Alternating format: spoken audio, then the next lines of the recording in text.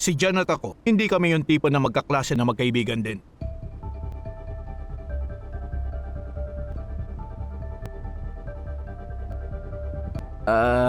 Ganun ba?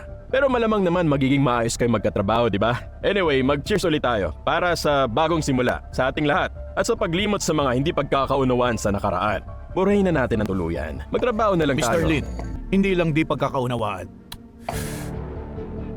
Hindi yun mabubura.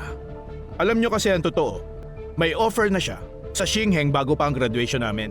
Lahat ng babae sa college namin may gusto sa kanya. Muntik na siya makulong dahil sa pangahak ng sistem ng isang kilalang kumpanya.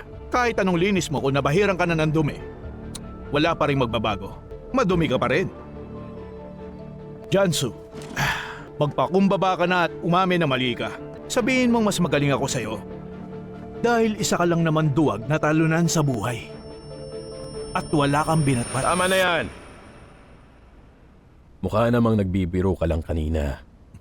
Mature na tayo dapat. Wala na dapat ganyang panunuya. At dahil mature na tayo, alam na dapat natin kung paano lumugar sa tama.